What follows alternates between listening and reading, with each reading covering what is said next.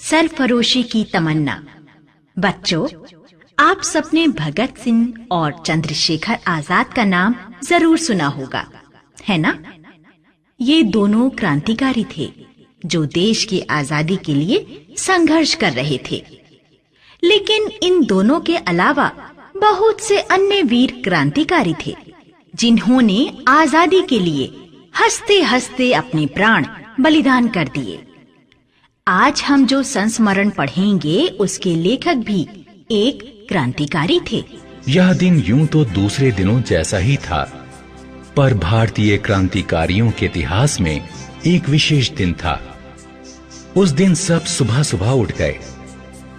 कैदी रसोइये ने विशेष खाना बनाया। जेलर अब्दुल सवेरे ही आ डटा। रोज वह किसी का गाना सुनता था, किसी के साथ शतरंज खेलता था, पर आज वह चुप था और किसी ने उसे बैठने तक की जगह न दी। मुझे लगा कि उसका चेहरा भी कुछ उदास था, लेकिन फिर भी ना जाने क्यों हमें पता लग चुका था कि सूर्य के नीचे हमारा स्थान कहां है। आज वह जेलर था और हम कैदी। रोज की तरह सब खाने बैठे तो बिस्मिल को ख्याल आया कि आज अनुष्ठानिक तरीके से भोजन करना चाहिए। जेलर के घर से एक बड़ा सा थाल मंगवाया गया। सब उसके चारों ओर बैठ गए। कुछ को जगह भी ना मिली।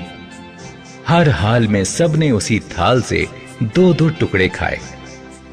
प्राचीन काल से ही इस प्रकार से अनुष्ठानिक रूप से भोजन करने का बहुत महत्व रहा है।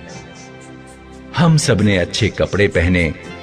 हल्दी घाटी के राजपूत भी इसी प्रकार अपनी अच्छी पोशाकें पहन कर गए थे। ठाकुर रोशन सिंह ने अपनी इत्र की शीशी से सबको थोड़ा थोड़ा इत्र लगाया। अब बेड़ियां डलवाने की बारी आई। जेलर को हिदायत थी कि हमारी बेड़ियों की कीलों की जांच कर ली जाए। मेरी बारी आई तो मैंने अब्दुल से पूछा कि वह इतना भावुक क्यों हो रहा है। बड़ी मुश्किल से पता चला कि किसी बड़े अधिकारी के कहने पर 3 फांसी की कोठरियां साफ की जा रही हैं। मुझे लगा कोई भी जज अपने फैसले से पहले जेल वालों को खबर क्यों देगा। बंदूकों और पुलिस के बीच हम लॉरी में बैठे। हमने रोज की तरह क्रांतिकारी गीत गाने शुरू कर दिए। रास्ते में हमने एक ऐसी गाड़ी देखी जिसमें सामान लदा हुआ था। हर सामान पर एक कागज चिपका था और उस पर हमारे जज का नाम लिखा था। स्पष्ट था कि हमारा फैसला सुनाकर वे भारत से बाहर छुट्टियां मनाने जाएंगे। अदालत के बाहर भारी भीड़ थी। सब सरफरोशी की तमन्ना अब हमारे दिल में है गाना जोश से गा रहे थे। चारों तरफ यह आवाज गूंज रही थी। जज के आते ही चारों ओर सन्नाटा छा गया।